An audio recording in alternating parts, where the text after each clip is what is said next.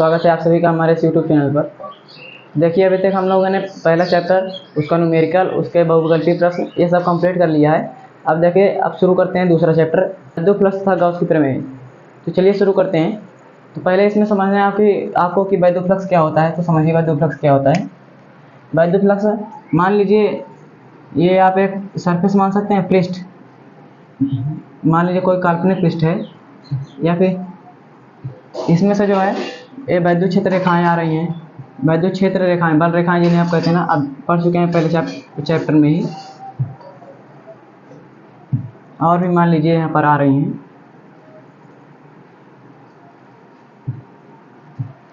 यह कुछ वेक्टर ही है, वैद्युत क्षेत्र कहते हैं ना इसे। मान लीजिए आ रही हैं, तो यही आपको समझना है कि ये जो है सरफेस जो है ये वैद्युत क्षेत्र के लंबवत रखा हुआ है इस प्रकार से, और वैद्युत क्षेत्र रेखाएं कुछ इस प्रकार से आ रही हैं, इस प्रकार से।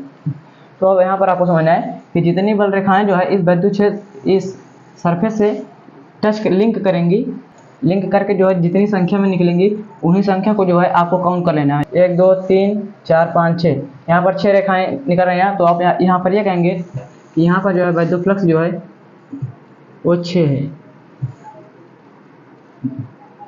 यहाँ पर वैद्युत फ्लक्स जो है 6। लेकिन अब आगे आपको मात्रक भी लगाना है, तो मात्रक भी मत समझिए, आगे सिखा रहा हूँ, पहले जानिए। ऐसे लिख दिए कि हम यहाँ पर मानिए यहाँ पर वैद्युत फ्लक्स 6 मात्रक है। ये जो क्षेत्र दिख रहा है इसको क्या कहते हैं, वेक्टरी वैद्युत क्षेत्र। और अभी आपको एक चीज़ यहाँ पर समझनी है, क्षेत्रफल सदिश, जिसे आप देख रहे हैं डीए वेक्टर। ये क्या है, कोई भी आप सरफेस ले लीजिए, उसके जो है लंबवत आपको एक सदिश निकालना है। जैसे मान लीजिए व्हाइट बॉडी है, इसके लंबवत एक सदिश निकालना है। ये देखिए इसके लंबवत, ये सदिश थोड़ी जाएगा, ये सदिश थोड़ी, इसके लंबवत सदिश लेना है। तो मतलब ये इस व्हाइट बोर्ड के लिए जो है डीए वेक्टर ये बनेगा, इसके लंबवत। उसी प्रकार से ये देखिए क्षेत्रफल जो है, ये सरफेस जो है वो इस प्रकार से रखा हुआ है, तो इसके लंबवत सदिश कौन जाएगा, ये इसके लंबवत ना, इसके लंबवत इस प्रकार से, तो वही है डीए वेक्टर। अब आप समझ चुके हैं डीए वेक्टर। तो जो वैद्युत फ्लक्स है इसे फाई से दर्शाते हैं। तो मान लीजिए फाई, और ये है वैद्युत flux phi E, electric flux मान लीजिए आप फाई से दर्शाएंगे। अब ये देखिए इसे कहते हैं किसे हैं, वेक्टर ई मतलब वैद्युत क्षेत्र और सदिश जो आपने माना है एकांक क्षेत्रफल सदिश, इसके जो है अदिश गुणन को, यहाँ पर देखिए डॉट प्रोडक्ट है ना, अदिश गुणन को जो है वैद्युत फ्लक्स कहते हैं। अब ये हो गया, लेकिन अभी ये समझिए ये हमारा पृष्ठ इतना बड़ा है, हमने इसे देखिए ये सूक्ष्म जो है क्षेत्रफल, सूक्ष्म क्षेत्रफल डीए वेक्टर जो है, इसी प्रकार से इसमें कई डीए वेक्टर हैं। यहाँ पर भी डीए वेक्टर, यहाँ पर भी डीए वेक्टर, मतलब कई, इसे हमने कुल मिलाकर डीए वेक्टर में बांट लिया है। अगर आप छोटे छोटे डीए वेक्टर को आप मिलाएंगे तो ये बड़ा वाला क्षेत्रफल बन जाएगा ना। तो यही समाकलन यही करता है। आप समाकलन के अनुप्रयोग में सीखेंगे कि यहाँ जो है अगर हमें छोटा क्षेत्रफल पता हो तो हम उसे बड़ा कर सकते हैं। कैसे, इंटीग्रल की सहायता से। यहाँ पर देखिए हमने छोटा क्षेत्रफल ले लिया, उसके बाद वेक्टर जो ले लिया, इसे ले लिया, उसके बाद इसका अदिश गुणन करके ये देखिए समाकलन कर दिया, बस अब हमारे पास आ गया फाई। अगर आप बोर्ड में आ गया कि यहाँ आपको लिखने को कि वैद्युत फ्लक्स की परिभाषा इस प्रकार लिखेंगे कि वैद्युत क्षेत्र और सदिश के अदिश गुणन को वैद्युत फ्लक्स कहते हैं। इस प्रकार से आप लिख दीजिएगा। बाकी ये सूत्र लिख दीजिएगा थोड़ा बॉक्स में, ताकि हाईलाइट करता रहे उसे, बस इसी पे आपको मार्क्स मिल जाएंगे। अब देखिए यहाँ से आप जो है, अभी मैंने बताया कि आप मात्रक बाद में सीखेंगे, तो यहाँ पर मात्रक सीखते हैं। मात्रक कहाँ से आता है, उसी सूत्र से ही तो आता है ना। तो मात्रक यहाँ से सीखिए। वैद्युत क्षेत्र का मात्रक आप पढ़ चुके हैं, क्या होता है, न्यूटन पर कूलम, इंटू है तो इंटू। अब डी मतलब क्षेत्रफल, क्षेत्रफल का मात्रक मीटर स्क्वायर, यहाँ पर आपको मात्रक बन गया न्यूटन मीटर स्क्वायर पर कूलम। ये हो गया। आप कोई सा भी बंद पृष्ठ ले सकते हैं, बंद पृष्ठ। अगर इसके अंदर कोई चार्ज नहीं है, कोई भी चार्ज नहीं है, और इसे आप वैद्युत क्षेत्र में रख देंगे, मान लीजिए ऐसे इस प्रकार से आप वैद्युत क्षेत्र में रख दिए इसे ना,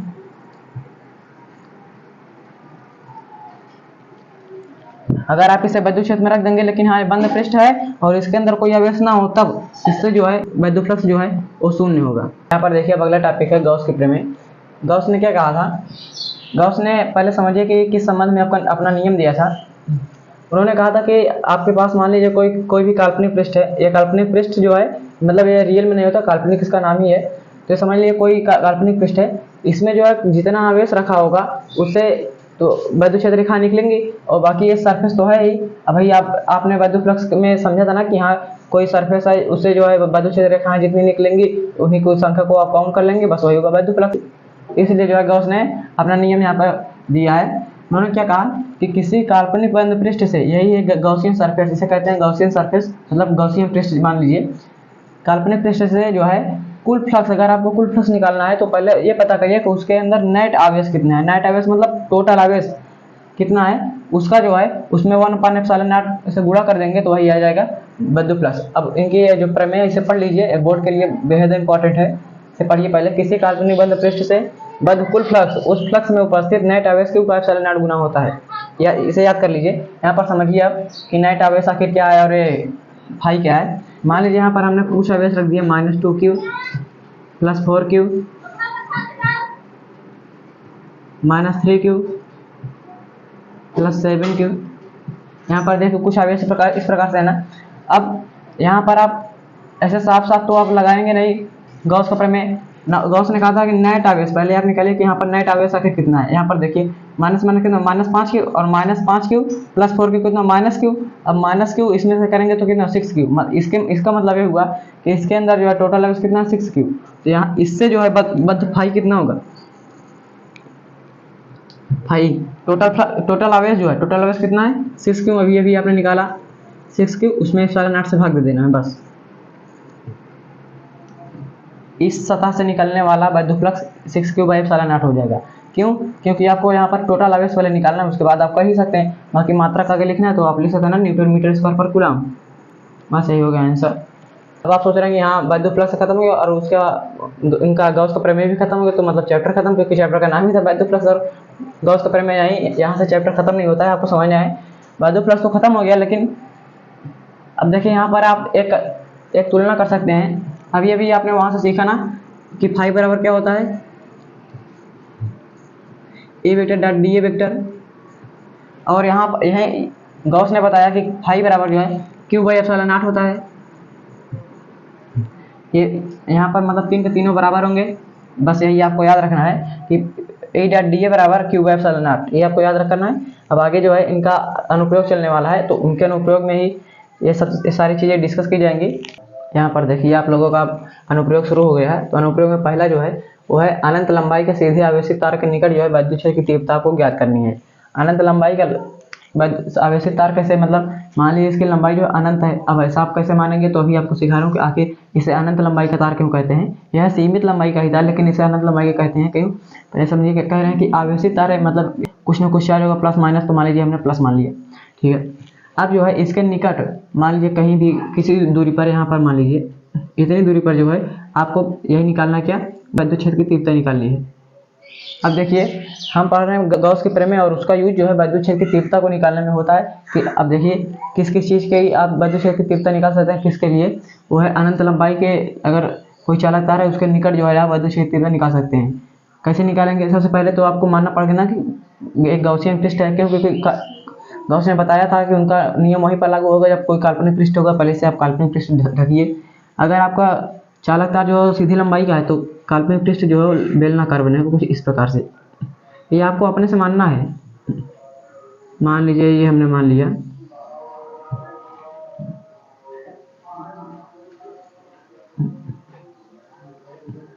ये देखिए हमने ढक दिया ना इसे। यही है एक जी, ये क्या है, ये जी है। जी मतलब गॉसियन सरफेस। अब हमें पता चल गया। अब इस दूरी को जो है, जितनी दूरी है उसको आप आर मान सकते हैं, मतलब कितनी दूरी पर हमें विद्युत क्षेत्र की तीव्रता ज्ञात करनी है बस। अब देखिए यहाँ पर आपको वेक्टर ए की आवश्यकता होगी ना, जो वही होता था क्षेत्रफल सदिश। इस क्षेत्रफल को ध्यान से देखिए, इस क्षेत्रफल, ये क्षेत्रफल एक है, सममित क्षेत्रफल आपको निकालना है, सममित, ये और ये। अब इसको देखिए, ये कुछ इस प्रकार से है, इस प्रकार से। इसे कहते हैं ना बेलन का वक्रपृष्ठ कहते हैं इसे, वही है। तो इसे मान लीजिए ये यहाँ पर जो सरफेस इस प्रकार है, मतलब यहाँ पर डी ए वेक्टर किस तरफ होगा, इसके लंबवत, ये रहा डी ए वेक्टर, ये केवल इस वक्रपृष्ठ के लिए है। और यहाँ पर इसको देखिए, ये जो सरफेस है, ये जो रखा हुआ है, इसे आधार कहते हैं ना। तो आधार का जो है आपको क्षेत्रफल सदिश निकालना है। मान लीजिए लंबवत ही निकलेगा, तो इसके लंबवत यहाँ पर निकला इसका डी ए वेक्टर। उसी प्रकार से इसका भी आप डी ए वेक्टर निकालेंगे तो इसका भी लंबवत निकलेगा। सबके लंबवत अगर आप डी ए वेक्टर निकाल चुके हैं तो अब आगे देखिए, आपको निकालना है क्या, आपको निकालना है इसके निकट जो विद्युत क्षेत्र की तीव्रता। अब आपको भी समझाना था कि हाँ इसे अनंत लंबाई का क्यों कहा गया। समझिए, ये जो हम दूरी ले रहे हैं, दूरी, ये दूरी देखिए आर दूरी जो है, ये इतनी छोटी दूरी है कि किसकी तुलना में, इसकी लंबाई के, इस चालक तार की लंबाई के तुलना में जो है ये दूरी बहुत ही छोटी है, इसलिए कहते हैं कि ये इस दूरी के सापेक्ष जो है ये इसकी लंबाई चालक तार की वो अनंत हो गई, मतलब ये बहुत ज़्यादा बड़ी है ना, इसलिए कहते हैं अनंत लंबाई के चालक तार है। अब देखिए आपको निकालना, गॉस ने क्या कहा था, आपको निकालना है वैद्युत क्षेत्र की तीव्रता, तो गॉस के अनुसार चलते हैं। उन्होंने कहा था पहले आप इसे फाई निकाल लीजिए। फाई कैसे निकलता है, integral E dot D A से। और हम जब यहाँ पर ई डॉट डी ए निकालने आए तो हम देख रहे हैं कि यहाँ पर हमारे पास 3 सरफेस मिल रहे हैं। आप जो है सभी सरफेस को तोड़ तोड़ कर लिख सकते हैं ना। तो यहाँ पर देखिए मान लीजिए 2 सरफेस ये वाली हो गई और एक सरफेस इसका वक्र पृष्ठ हमने तोड़ लिया इसे, तो तीनों आपको लिखना पड़ेगा। हाँ, इससे तीनों से निकलने वाला वैद्युत फ्लक्स कितना होगा, हमें निकालना है वैद्युत फ्लक्स और हम बाद में निकलेगी तीव्रता। तो यहाँ पर निकालिए वेक्टर ई। अब वेक्टर ई कैसे होगा, ये देख रहे हैं ना आप, वैद्युत क्षेत्र यहाँ पर इस प्रकार है।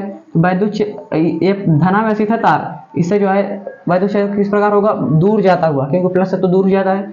यहाँ पर समझिए इस तार के कारण इस सरफेस पर वैद्युत क्षेत्र किस प्रकार हो, किस तरफ होगा, देख रहे हैं कि हाँ इसी तरफ होगा। क्यों, क्योंकि ये तो धनावेशित तार है, इसके कारण दूर की ओर होगा, तो वेक्टर ई यहाँ पर आया। और ये वाला सरफेस देखिए हमारा, यहाँ पर देखिए डी ए वेक्टर इस तरफ है, लेकिन इसी पर जो है आप वेक्टर ई निकालेंगे तो इससे दूर, ये तार यहाँ पर इससे दूर, तो मतलब इससे दूर इस प्रकार आएगा। इस तरफ देखिए अगर तार धनावेशित है तो यहाँ पर ये दूर की ओर अपने बनाएगा वैद्युत क्षेत्र। तो अगर डी ए वेक्टर इधर है तो हमसे डी ए वेक्टर से क्या लेना है, हमें तो वेक्टर ई निकालना है, तो वेक्टर ई जो है इस तरफ लाएगा। अब देखिए यहाँ पर डी ए वेक्टर जो है ई के लंबवत है, और यहाँ सेम उसी प्रकार से फिनोमिना यहाँ पर भी यूज होगा कि यहाँ पर वेक्टर ई किस तरफ होगा, इसी तरफ यहाँ पर भी होगा। ठीक, अब आगे चलते हैं। अब इसे तोड़ तोड़ कर जो है कई पृष्ठों में से जो है फाई निकालते हैं। तो फाई बराबर ई डॉट डी एस। मान लीजिए पहला सरफेस निकाल लेते हैं, ये वाला, इसे सरफेस 1 देते हैं, इसे 2 और ये वाले 3।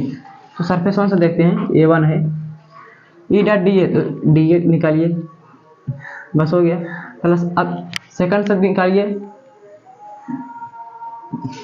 सरफेस 2 है। इसी प्रकार जो सरफेस 3 से भी निकाल लीजिए।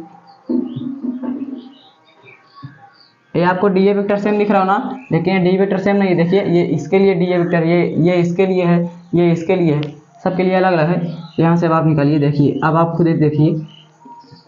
पहले वाले की हम बात करते हैं ई और डी ए की। अब आप इसे तोड़ना जानते हैं, कक्षा 11 से ही ई डॉट डी ए रखा हुआ है, ई ए कास्ट थीटा ना, ई डी ए। अब कास्ट थीटा मतलब ई और डी ए के बीच ना कोण कितना है, डी ए इस तरफ है, ई इस तरफ, इनके बीच कोण कितना है, 90 अंश। यहाँ पर कास्ट 90।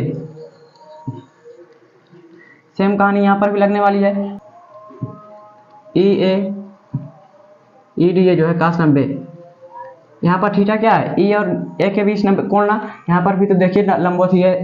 अब आगे देखिए, अब तीसरे के लिए निकालना है ई ए। अब यहाँ पर बताइए वेक्टर ई भी इसी तरफ और डी ए वेक्टर भी इसी तरफ, तो कोण कितना हुआ इनके बीच, 0 अंश। अब हो गया पूरा। अब भाई आप फाई निकालते आइए, कास्ट 90 अंश का मान क्या होगा, 0 0, दोनों तो 0 हो गए, खत्म। अब ये बचा इंटीग्रल ई डी ए, क्यों, क्योंकि का 0 अंश का मान है। बता देना फाई बराबर क्या होगा, इसके अंदर नेट अवयव कितना होगा, मान लीजिए आप क्यों है तो क्यों बाई एप्सिलॉन नॉट होगा फाई। इंटीग्रल को इसी प्रकार रखना है। अब ई हमें निकालना है तो ई तो लिखेंगे ही। अब यहाँ पर बताइए अभी आप डी ए कितना है, ऐसे डी ए कौन सा है, तीसरा सरफेस, तीसरा वाला सरफेस ये रहा, ये इसका वक्र पृष्ठ आप समझ सकते हैं ना, वक्र पृष्ठ कितना होता है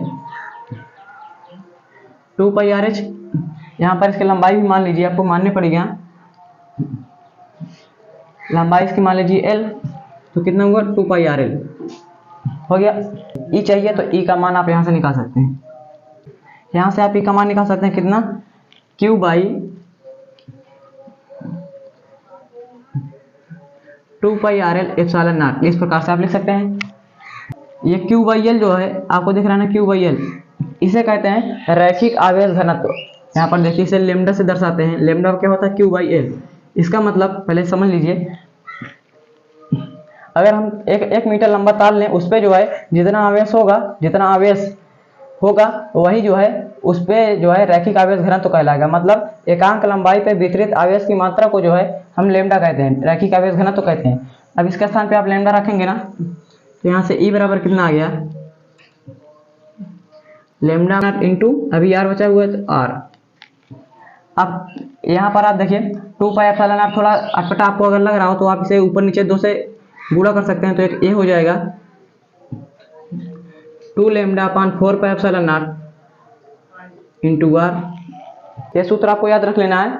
आप इसे कैसे याद करेंगे, वेक्टर ई बराबर होता है 1/4 pi epsilon naught 2 lambda by R. इसे आप याद कर लीजिए, क्योंकि इस पर डायरेक्ट न्यूमेरिकल भी आ सकता है। यहाँ पर देखिए अगला टॉपिक है अनंत विस्तार की अचालक आवेशित चादर के निकट विद्युत क्षेत्र की तीव्रता। ये देखिए, अब आप कहेंगे कि अनंत विस्तार की कहाँ है, तो मान लीजिए अनंत विस्तार की थी। अब अनंत विस्तार की तो हम इस व्हाइट बोर्ड पे अपना बना नहीं सकते, इसलिए मान लीजिए कि उसमें से हमने थोड़ा छोटा पार्ट उसका काट लिया है। ये है काट लिया, काटा हुआ पार्ट। अब देखिए आवेशित है तो आवेशित तो है ही, देख रहे हैं आप। अब आपको पता करना है कि इसके निकट मान लीजिए यहाँ पर कुछ दूरी पर आपको जो है विद्युत क्षेत्र की तीव्रता ज्ञात करनी है। तो अब इसमें जो है आप अनंत लंबाई के चालक चादर के कारण भी जो है आप सीख रहे हैं। आपको क्या ज्ञात करना था, विद्युत क्षेत्र की तीव्रता ही ना। यहाँ पर भी आपको विद्युत क्षेत्र की तीव्रता ही ज्ञात करनी है। यहाँ पर कैसे ज्ञात करेंगे, देखिए आपको करना क्या होता है, पहले ये सीखना है। अगर आप इसे एक बार सीख गए तो उसके बाद तो आप कर ही सकते हैं। ये याद रखने वाली चीज़ है। इसके अंदर जो है आपको एक बेलन डालना होता है।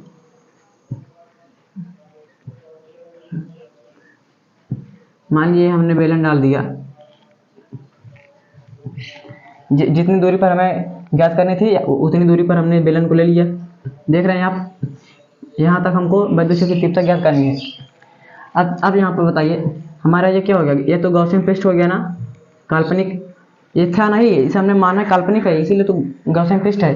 ये काल्पनिक बेलन जो हमने डाला, तो मान लीजिए कि इस आवेश में जो है, इस आवेश में से उस काल्पनिक पृष्ठ में जो है मान लीजिए क्यों आवेश आ गया, क्यों आवेश जो है इस बेलन से जो है बद्ध हो गया। तो अब आप जानते हैं अगर प्लस का, देखिए प्लस का ही है तो प्लस का आएगा तो विद्युत क्षेत्र किस प्रकार बनाएगा, अपने से दूर। अब हर एक पृष्ठ पे आपको ज्ञात करना है, जैसे आप अनंत लंबाई के तार वाले में आप किए थे उसी प्रकार से। यहाँ पर देखिए ये वाला पृष्ठ किस प्रकार है, इस प्रकार रखा हुआ है। इसके लंबवत वेक्टर ये होगा तो डी ए वेक्टर इस तरफ आ गया इसका, और इसका भी डी ए वेक्टर, इसका डी ए वेक्टर इधर आ गया। ये वाला पृष्ठ इस प्रकार है ना, यह भी यही वाला पृष्ठ ही है, तो इसके कारण जो है डी ए वेक्टर इस तरफ आ गया। लंबवत ही आपको डी ए वेक्टर निकालना है। अब आगे देखिए हमें निकालना है विद्युत क्षेत्र भी निकालना है, क्योंकि ई डॉट डी ए करना है। तब यहाँ पर देखिए ये जो है किस प्रकार, इस वाले पृष्ठ पर ये किस तरफ जो है विद्युत क्षेत्र बनाएगा, इस तरफ अपने से दूर। ये हो गया वेक्टर ई। यहाँ पर इस वाले पॉइंट पे देखिए विद्युत क्षेत्र तो इस तरफ रहेगा ना, क्योंकि इससे दूर। और इस पर जो है इस पर भी विद्युत क्षेत्र इससे दूर, मतलब इसके तो पास में आ गया समांतर में। हमने हर एक पृष्ठ पर जो है यहाँ पर देखे वेक्टर ई और वेक्टर डी ए निकाल लिया है। तो अब सीधे चलते हैं, फाई बराबर क्या होता है, integral E dot D A. जब ई डॉट डी ए देख लिया हमने, तो हमें जो है इसको तोड़ना होता है। तो तोड़िए, मान लीजिए ये सरफेस 1 है, ये 2 है, ये 3 है। 1 कर लीजिए,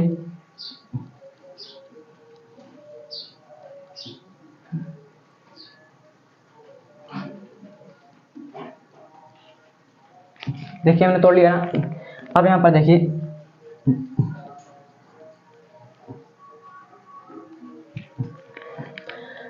वन के लिए, देखिए 1 के लिए यहाँ पर जब आप करेंगे E dot D A into cos theta, तो कास 0 से यहाँ पर आएगा। कास 0 से माने मतलब ई डी ए आप सीधे लिख लीजिए। वही काम जो है आप तीसरे में भी लगाएंगे तो उसको भी यही लिखेंगे ना, ई डॉट डी ए, क्योंकि उसमें भी जो है कास 0 का माने हो जाएगा। ठीक है, तो उसे आप उसे जब जोड़ेंगे तो इससे सीधे 2 मात्रा का लिखिए, 2 मात्रा हो गया। अब यहाँ पर करेंगे ई डॉट डी ए दूसरे वाले में। इसके लिए देखिए ई डॉट डी ए मतलब इनके बीच कोण कितना है, 90 अंश। तो कास 90 आएगा, आगे कास 90 अंश का मान 0, तो यहाँ पर सीधे 0। अब आप गॉस के नियम तो जानते हैं, फाई बराबर क्या होगा, क्यू बाई एप्सिलॉन नॉट। क्यों यहाँ पर क्या है, इस गॉसियन पृष्ठ से बद्ध जो है नेट आवेश है, तो क्यू बाई आवेश क्यू बाई एप्सिलॉन नॉट बराबर 2 इंटू ई डी ए। ये हो गया। यहाँ पे इसे इस तरफ बुलाइए, तो क्यू अपान 2 एप्सिलॉन नॉट ये बन गया, इधर बना। ये तो कांस्टेंट है बाहर, इंटीग्रल डी ए बचाना। इंटीग्रल डी ए का मान कितना होगा, ए, तो यहाँ पर सीधे ए लिखिए। अब इसे हमें ई चाहिए तो ई बराबर निकालना होगा। मैं यहाँ पर देखिए आएगा यहाँ पर क्यू बाई 2πε0 ए, इस प्रकार आएगा।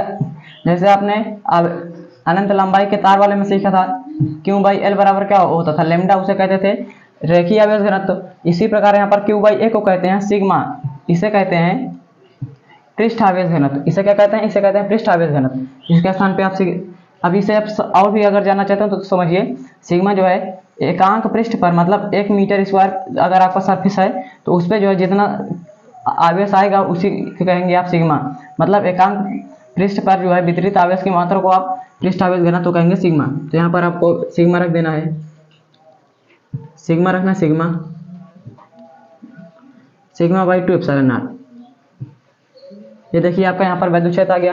ये सब आपको याद रखें, ये सब डेरिवेशन है, अनंत लंबाई का तार वाला भी और ये वाला भी, ये दोनों बोर्ड में तो आने ही आने। जैसे पहले चैप्टर से पहली चीज कंप्लीट है ना, कि उसमें से जो द्विध्रुव होता था उससे एक टॉपिक आना, या फिर अच्छी स्थिति या फिर निरक्षीय स्थिति, या फिर और भी आ सकता है। तो जो हमने टाउ सीखा था ना बालाघूर्ण, वो 3 डेरिवेशन आपको कंप्लीट करने हैं, और इस चैप्टर से जो है आपको 2 डेरिवेशन कंप्लीट करने हैं, अनंत लंबाई के तार वाली और ये। यहाँ पर देखिए आप देख पा रहे हैं कि जो वेक्टर ई यहाँ पर है इस स्थिति में चादर वाले में, ये देखिए कहीं दूरी पर तो निर्भर ही नहीं है, मतलब इसमें कहीं आर आया, लेकिन अनंत लंबाई वाले में आया था ना 1/r, मतलब उसमें जो है ई जो है ई प्रोपोर्शनल 1/r था, लेकिन इसमें ई प्रोपोर्शनल क्या r पावर 0 है। ये एक बार क्वेश्चन बन भी सकता है कि आप बताइए कि हाँ किस स्थिति में जो है वैद्युत क्षेत्र की तीव्रता है और दूरी पर निर्भर नहीं करेगी। तो यही, अगर आप अनंत विस्तार की अचालक आवेशी चादर ले लेंगे तो उसी स्थिति में जो है आपका वैद्युत क्षेत्र की तीव्रता जो है वो दूरी पर बिल्कुल भी निर्भर नहीं है। ये आपको कंप्लीट करना है।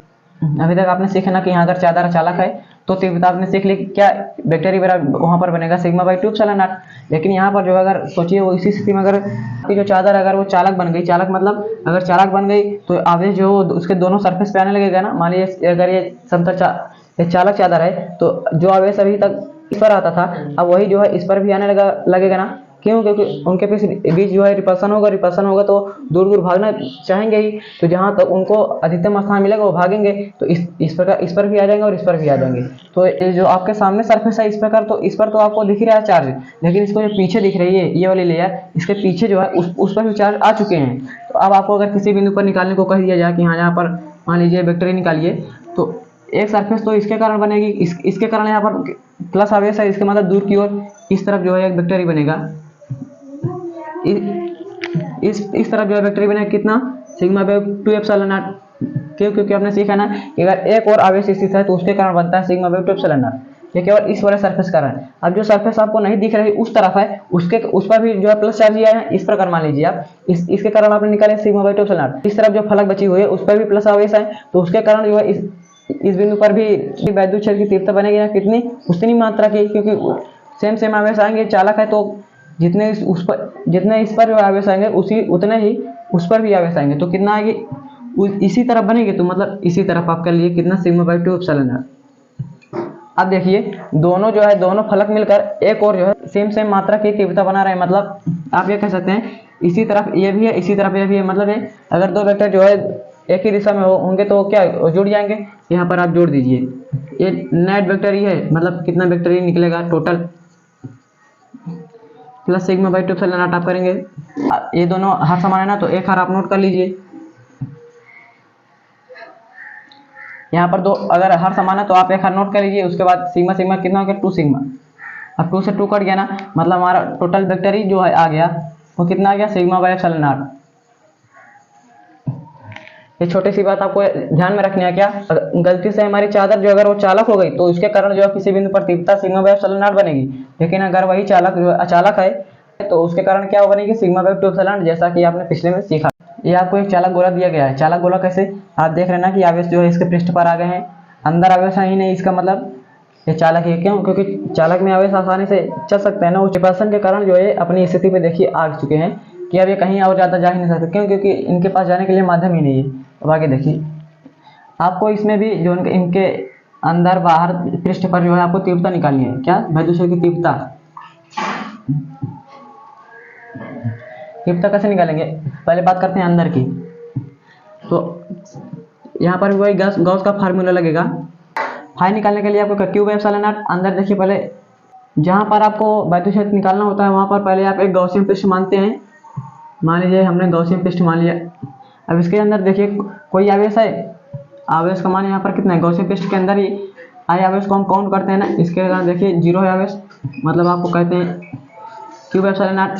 जब क्यू का मान 0 मतलब फाई का मान भी 0 यहाँ पर हो गया, ठीक है। अब फाई बराबर क्या होता है, E into D S, E into D A vector. मान लीजिए आप इसे तोड़ भी लिए, इसे तोड़ने के बाद भी यहाँ पर देखेंगे कि सब कुछ उधर भेजेंगे तो E बराबर कितना आएगा, वहाँ पर हर एक हिस्से में E बराबर 0 ही आएगा ना। इसका मतलब ये हुआ कि अगर चालक गोला है तो उसके अंदर जो है वैद्युत क्षेत्र शून्य होगा। क्यों? क्योंकि अंदर तो आवेश ही नहीं है। आप देख सकते हैं यहाँ पर आवेश तो जो है रिपल्सन के कारण वो पृष्ठ पर आ चुके हैं, इसलिए अंदर कोई आवेश नहीं, अतः अंदर जो है वैद्युत क्षेत्र की तीव्रता शून्य होगी। अंदर हो चुका, अब आगे आते हैं पृष्ठ पर। तो पृष्ठ पर क्या, तो अगर पृष्ठ से आप मानेंगे तो इसे भी आप गॉसियन पृष्ठ से ढकेंगे, तो ढकिए, अगर ढकेंगे तो वापस से मान लीजिए यही गॉसियन पृष्ठ बन गया, गॉसियन पृष्ठ बन गया ना, तो इसके अंदर कितने आवेश आएंगे, ये पृष्ठ पर ही जो सारे आवेश हैं वो पृष्ठ पर ही आएंगे, मतलब इसके अंदर आवेश है। और इसके अंदर जो है कितना आवेश होगा, इसके पृष्ठ पर जो आवेश है, इसका मतलब यहाँ पर जो है वैद्युत क्षेत्र की तीव्रता बनेगी, तो पृष्ठ पर कितनी वैद्युत क्षेत्र की तीव्रता बनेगी वो आप याद कर लीजिए ऐसे, क्योंकि इसका डेरिवेशन जो आपके एग्जाम में नहीं आने वाला, जो आप चैप्टर 1 में पढ़ चुके हैं 1.4 क्यों बाई आर स्क्वायर, ये इतना जो है पृष्ठ पर बनेगा। समझ में आ रहा है। अब आगे बात करते हैं कि अगर बाहर किसी बिंदु पर, मान लीजिए इस बिंदु पर आपको कह दिया जाए कि इस गोले के कारण इस बिंदु पर जो है वैद्युत क्षेत्र की तीव्रता ज्ञात कीजिए। यहाँ पर भी आप गॉसियन पृष्ठ लेंगे, मान लीजिए हमने गॉसियन पृष्ठ खींच लिया, ये क्या है G, मतलब यही है गॉसियन पृष्ठ। अब आगे हल कीजिए, मान लीजिए इसके केंद्र से दूरी कितनी, स्मॉल r। अब सोचिए, अब जब इसे गॉसियन पृष्ठ आप मान लेंगे तो इसके अंदर कितना आवेश है, यही पूरा आवेश जो है इसके अंदर ही तो है ना, ठीक है।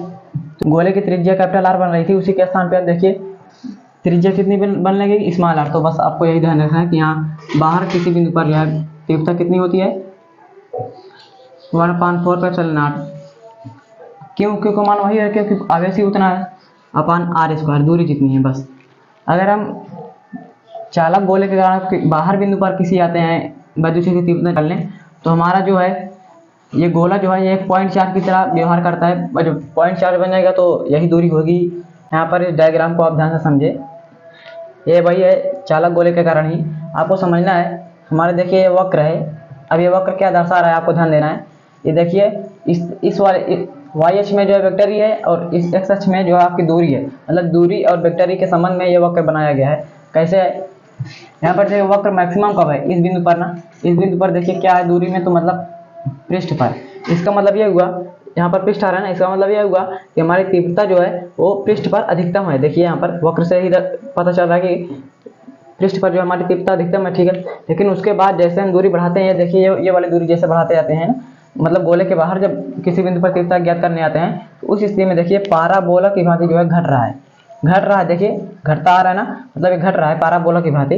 बस ये वक्र आपको याद रखना है, अगर एग्जाम में आ जाए तो आपको यही चूज करना है। यहाँ पर समझिए, ये अब आपके पास जो है अचालक गोला आ गया है। अचालक क्यों, क्योंकि देखिए इसके अंदर जो है आवेश इसके अंदर ही स्थित है। अब देखिए अचालक में क्या होता है, अचालक में भी आपको अंदर ज्ञात करनी है पृष्ठ पर और बाहर।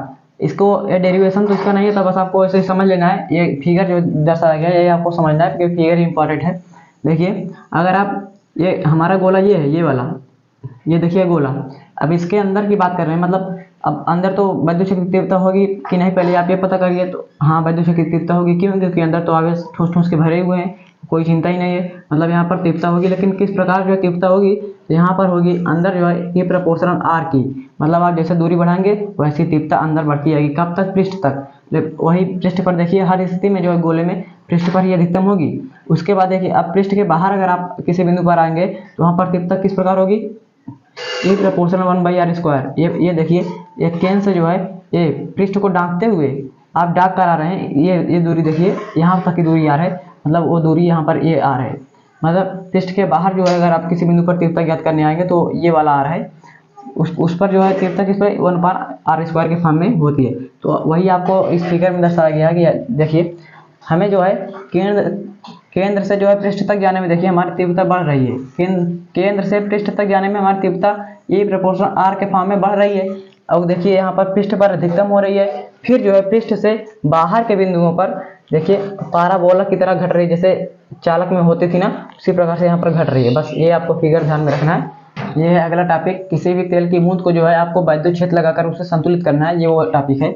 इसमें क्या करना है, मान लीजिए आपकी तेल की बूंद है, ये तेल की बूंद जो है उस पर प्लस चार्ज अगर आ गया तो उसे आप ऐसे ही वैद्युत क्षेत्र रखिए, उसके बाद इस तेल की बूंद को यहाँ पर आप संतुलित करिए, मतलब ये यहाँ पर रुकी रहेगी। किस प्रकार, आप देखिए इसका अगर तेल की इसका कुछ ना कुछ द्रव्यमान होगा, द्रव्यमान के कारण इस पर भार कितना लगेगा, mg तो हमेशा नीचे की ओर लगता है, तो नीचे की ओर। लेकिन ये देखिए अब आपको कुछ वैद्युत क्षेत्र इस प्रकार रखना है कि इस पे बल जो है इस mg का विपरीत लगे। बस mg का विपरीत मतलब इस तरफ जो है QE लगाना है। वैद्युत क्षेत्र में बल यही होता है ना, इस ओर लग रहा है, मतलब आपको यहाँ पर देखिए ये धनावेशित प्लेट रखनी होगी यहाँ पर, और यहाँ पर ऋणावेशित। क्यों, क्योंकि तब जो है इस स्थिति में वैद्युत क्षेत्र इस प्रकार होगा, प्लस से माइनस, और जब प्लस से माइनस जो है तो प्लस आवेश पर जो है बल जो है वैद्युत क्षेत्र की दिशा में ही लगता है, तो प्लस प्लस में रिपल्सन होगा, इसके बीच अट्रैक्शन, मतलब बल भी जो है इसी तरफ लगेगा, मतलब बल उधर लग गया। अब जो है भार बल इसका नीचे काम करने लगा, mg। इस स्थिति में सोचिए अब हमें बूंद को रोकना है, तो ये अगर रुक जाएगी तो इस पर कब रुकेगी, mg जितना नीचे खींचेगा QE को उतना ही ऊपर खींचना होगा, तभी तो बूंद रुकेगी। इसका मतलब mg बराबर QE, इसका मतलब यह ना कि mg बराबर QE। तो यहाँ से अगर पूछता है कि आप जो है इस तेल की बूंद को संतुलित करने के लिए कितना मात्रा का वैद्युत क्षेत्र लगाएंगे, तो यहाँ वैद्युत क्षेत्र आप निकाल लीजिए, वेक्टर E बराबर क्या निकलेगा, mg/q, यही निकलेगा ना। तो बस आपको ये फिनोमिना आपको ध्यान में रखना है। उसके बाद देखिए मान लीजिए अगर तेल की बूंद ऋणावेशित हो गई, तो ऋणावेशित हो जाने से उसका भार थोड़ी बदलेगा, भार तो नीचे की ओर काम करेगा। बस अब हमको वैद्युत क्षेत्र जो है इस प्रकार सेट करना है कि हमारे वैद्युत बल जो है वो ऊपर की ओर लगे। ऊपर की ओर कैसे, यहाँ पर मतलब यहाँ पर माइनस और बल को इस तरफ लगाना है, इसका मतलब इस प्लेट को जो है धनावेशित करना होगा, तभी तो प्लस और प्लस जो है माइनस को खींचेगा ऊपर की ओर, और इसको जो है फिर ऋणावेशित करना ही होगा। ये देखिए ऋणावेशित हो या धनावेशित। अब इस स्थिति में जो है वैद्युत क्षेत्र किस प्रकार बनेगा, किस ओर बनेगा, इस स्थिति में वैद्युत क्षेत्र इस ओर बनेगा। और वैसे भी यानी विद्युत क्षेत्र में जो है ऋणावेशित अगर कोई कण आ जाए तो उस पर बल जो है वो वैद्युत क्षेत्र के विपरीत और लगता है। वैद्युत क्षेत्र इस प्रकार, इस वैद्युत क्षेत्र जो है इस दिशा में है, लेकिन इस पे वैद्युत बल किस ओर लग रहा है, आप देखिए दूसरी दिशा में ना। तो यही फिनोमिना यहाँ पर भी लगने वाला है। मतलब आपको कुल मिलाकर वेक्टर E जो है याद रखना है mg/QE। अब इसी के साथ ही आपका वैद्युत फ्लक्स और गॉस का प्रमेय चैप्टर जो है समाप्त होता है। इसे यहीं पर रोकते हैं। अगर आपको वीडियो पसंद आई हो तो लाइक जरूर करें।